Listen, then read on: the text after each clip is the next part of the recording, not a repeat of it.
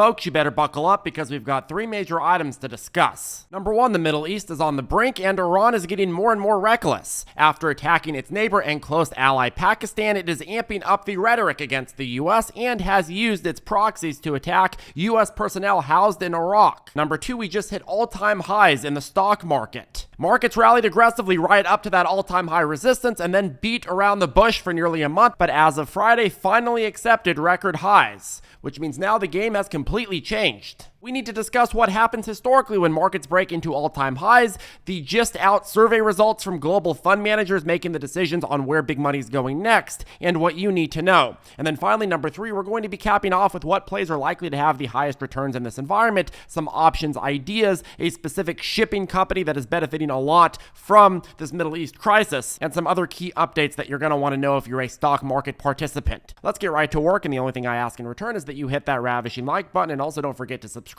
Okay, let's start with the Middle East. Iran is backing itself into a corner and is getting more and more reckless by the minute. Day after day, it seems like their intention is to blow up the entire Middle East, and this is escalating into a total disaster. And by attacking not just their sworn enemies like the US and Israel, but also close allies like Pakistan, well, it's becoming more and more apparent that Iran is both reckless and also increasingly trapped into a corner. And quite frankly, markets right now are expecting this conflict to continue to worsen with shipping prices exploding to no end. Why? Well, because if you are shipping anything, you have fewer and fewer routes. And again, the Suez Canal route is the second most important trade route in the world, and the sea that leads into that, the Red Sea, is blocked by the Houthis and other Iranian proxies. Not using this Red Sea route often means that shipping companies have to add another 10 days to their shipping, which adds a lot to the cost of just shipping something through that area. So global shipping container prices are completely exploding, and there are some companies that are actually milking the hell out of this, but we're going to discuss that later in the play section. However, back to the context here, of course, Iran has always been a major destabilizing force in the Middle East. It hasn't been the only one, but it's been the most major one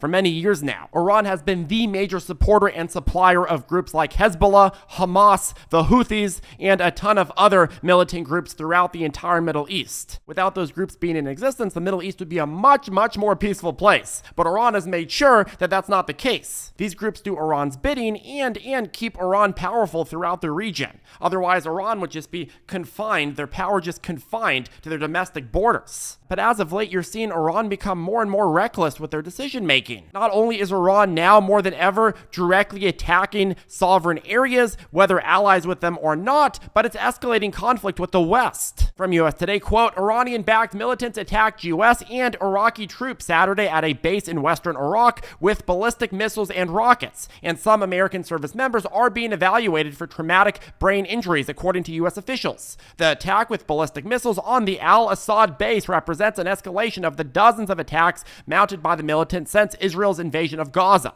Until Saturday, most of the attacks have been relatively minor and involved drones and rockets in Iraq and Syria. Ballistic missiles can carry much heavier explosive loads. Now, I do want to take a moment to give a shout out to our troops serving overseas. Thank you for your sacrifice, and we hope for a fast recovery. But context for U.S. civilians, this isn't the first time Iranian-backed militias have launched attacks against U.S. and coalition troops, but this is one of the biggest yet. And it's adding to the escalation that we're seeing week after week. Now, on another front over in Syria, while Iran just accused Israel of launching an airstrike on the Syrian capital, Damascus, that killed senior Iranian military figures. This happened just yesterday. And of course, yes, another round of retaliation is promised. It seems every other day Iran is promising to retaliate greatly and painfully to another country. Now, here's the thing you have to understand. Iran is not alone in the Middle East. Yes, Iran is one of the most powerful forces in the Middle East, but it is not the sole power. When it's going and sending missiles to attack varying countries and supplying unpredictable and radical militant groups throughout the region with endless weapons,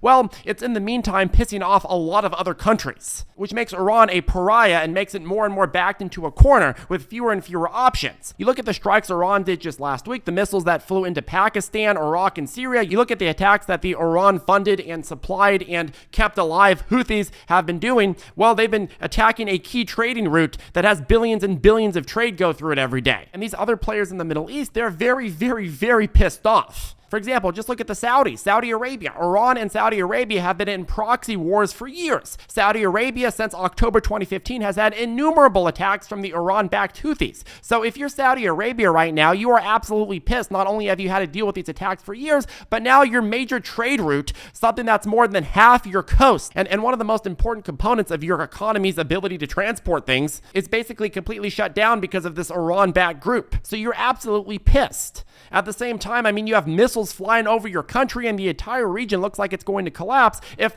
the region collapses, who do you think is going to suffer too? Well, you as well. You don't want all these uncontrolled and unpredictable militant groups all around your country, stopping your country from being able to operate. Yes, the Saudis have been bombing Yemen territory to weaken the Houthis for years, but it hasn't worked because Iran is able to just keep sending them more and more weapons and more supplies. But if you're Saudi Arabia and you're the West and your other coalition allies, well, guess what? Now is your opening. If Iran continues to act more and more irrational and draw in more and more direct conflict, well, all of a sudden you're going to get the situation where you're going to encourage Saudi Arabia and other interested parties to use this as an opening to silence the Houthis and other militants once and for all. You're already seeing a lot of silencing of the Houthis from the U.S. strikes that just happened a week or two ago, completely destroying some of their key bases. This is one of the best opportunities for Saudi Arabia to wipe out the rest of them and build a bigger coalition to wipe out all of the militants in the region that are threatening trade. And the world would be fine with it because the Houthis are completely destroying this major trade route. Now, why is that a problem? Well, it's a problem because Iran would never allow its militants to get wiped out without massive retaliation, which would lead to a much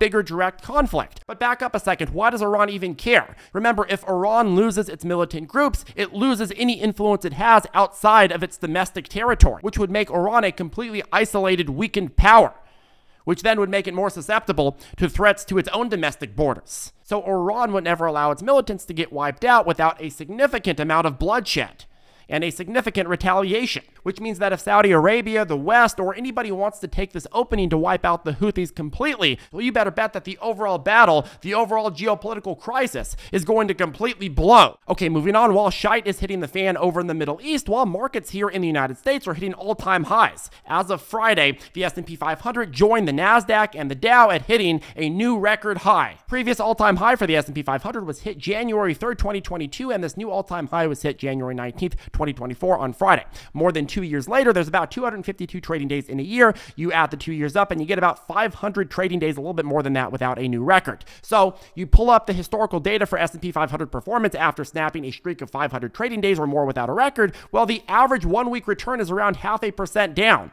negative 0.41% on average, negative 0.59% median. So a week after the average is a slight sell-off. Markets close higher just 40% of the time, so that suggests this next week would be negative. But in a 1 month horizon, 80% of the time markets close higher, averaging a plus 1.05% up, median plus 0.83% up. 3 month average is plus 2.82%, median is 2.36%. Markets close higher 60% of the time. 6 months, your average is at 5.93% returns and median is at 7.81%. Markets close higher 80% of the time. So based on this statistic set, markets are primed to pump even higher. What about how markets perform after they already had a very bullish 1 year period like we just had in 2023? Well, the average after 252 trading days, aka 1 year of normal days, well, the mean return is 14%. The median is 13.4%, and the percent of time where you had positive returns in this situation is 92.9% of the time. So this data is also suggesting a pump for 2024. What about during election years? How do markets perform? Well, Morgan Stanley, the Stanleys at Morgan just posted this yesterday. There have been 23 elections since the S&P 500 index began. In election years, 19 of the 23 years provided positive performance. 19 of the 23 years. When a Democrat was in office and a new Democrat was elected, the total return for the year averaged 11%. When a Democrat was in office and a Republican was elected, the total return for the year averaged 12.9%. So whether you get a Democrat or Republican winning at the end of the year, history suggests big overall returns. Markets simply tend to do very well during election years, and there's a million reasons for that. For example, deficit spending tends to increase rapidly during election years since there's very little ramifications for doing so and huge huge benefit to overspending to pump the economy. Quite frankly, when you go and you overspend in an election year, well, the data in terms of how much that grew the deficit doesn't come out until after the election. So why not just pump the economy and make yourself look better and make people feel better during the year they're voting? And of course, there's also the dynamic where you tend to see a lot of political pressure on the supposedly unbiased Federal Reserve to cut rates. This year, you are seeing the Fed talk about cutting rates as well, which you could talk about whether that's politically pressured or not. But at the end of the day, these two things serve to help pump the market and the economy. But I want to discuss the Fed effect in a little bit more detail here. So a lot of the time, people overly focus on the Fed as controlling markets through direct interest rate cuts and hikes, but that's just one tool that it has. It also buys and sells securities. Take a look at this chart here. In purple, you have the S&P 500, and in yellow, you have the Federal Reserve balance sheet. You can see here that as the Fed unloaded its balance sheet, markets unloaded as well. And then as the Fed started pumping back into markets, markets pumped up, easing us to where we are currently. Now, here's the thing, though. While the Fed hasn't begun cutting rates, the Fed is indeed pumping at its highest level in more than 2 years, which means that even if sentiment just stayed the same and no one wanted to buy or sell a single new share based on the underlying companies or the economy or whatever, well, markets would pump more because the Fed is forcing them to. A lot of people say markets can't go up anymore. Well, if the Fed continues to pump it, of course they can. To make an analogy, if you're going and you're filling up a gas tank, well, even if that gas tank has a massive leak, well, as long as you're putting more gasoline into it than is leaking out, the gas tank is going to continue to flow up. Now, of course, if somebody lights a match, but when you're looking at the stock market right now, we're enjoying the effects of that gas tank continuing to flow up. But anyways, what do markets see as the biggest threat right now? Well, geopolitics. And we've been talking about geopolitics a lot on this channel because I believe that's increasingly going to be the biggest worry because it's escalated bigger and bigger week after week after week since those October 7th attacks. More and more countries have been drawn in. More and more attacks have happened. In the beginning, you just had the attacks confined to one small region, Israel and Gaza. Now it's spread throughout the entire Middle East. And yes, they do have economic hard landing as the number 2 biggest fear, but I don't even think this is really an accurate way to look at it because if you directly ask those same managers and investors that said this was their second biggest worry, well, if you directly ask them if they expect a soft landing / no landing or a hard landing in 2024, well, 79% believe we will have a soft landing or no landing, and only 17% believe it will be a hard landing. So the real threat right now, according to big money investors, is not the hard landing, it's geopolitics. As Iran starts attacking more and backing itself more and more into a corner, it's getting more and more desperate to escalate this battle to a whole new level, which can send fear shockwaves everywhere. So what do you do with all this information as a trader? Well, you milk the hell out of it. You find some strategic plays. Firstly, let's go ahead and start with SPY calls, betting that markets are going to pump more before the massive collapse. On January 1st, we made an argument that February 2nd, expiring 480 calls would be a good play because markets were likely to break above all-time highs by February 2nd, and that has indeed come true. That has come true, and now those calls are in the money. But of course, again, because markets do tend to have bad historical performance the week after a new all-time high, I'd argue it's time to consider locking in profits and moving on to a different, farther out SPY play.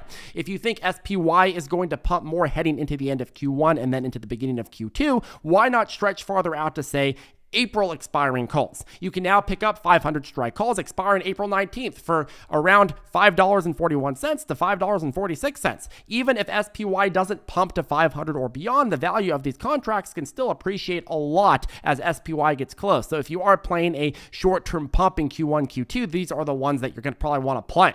Number 2, as we mentioned earlier, the geopolitical situation blocking the Red Sea and Suez route is causing shipping prices to absolutely explode. And of course, there is a play on that, ticker symbol ZIM. ZIM has been experiencing a massive explosion in price since the Houthi attack situation started, and you can see how fast volume has been increasing the last few months as the stock has broken out to new cycle high after new cycle high. Why? Well, because ZIM is very, very much focused on East Mediterranean and Israeli ports, and investors / traders see them as a big benefactor of the situation because they are one of the biggest shipping players in the Middle East Gulf region, one of the biggest experts, and while they can no longer travel the Red Sea safely, they can now reroute the ships through other routes that are alternatives, like through Africa, but they are charging a huge premium to do so. If you have all these customers that need things shipped through that area, well, they still need things shipped, but now you can charge them a lot more because they have to go all these other routes that are much longer. So it's open season for your business. It's a great opportunity for you to add unreasonably long periods of time to your shipping and unreasonable prices to your shipping because people have no other option, which is why people are buying this stock so quickly right now. At the same time, its short interest is around 25% according to NYSE and Fintel, which means what? Well, it means that as momentum brews, it could trigger a bigger rush to cover shorts, causing even more upward pressure. So play ideas on this. Well, of course, you can play straight up shares, but a more efficient play on escalation of this crisis would be options dating out a few months, giving this some time to really play out and explode. My pick would be April 19th expiring 20 strike calls. They can be picked up right now for about 58 to 60 cents.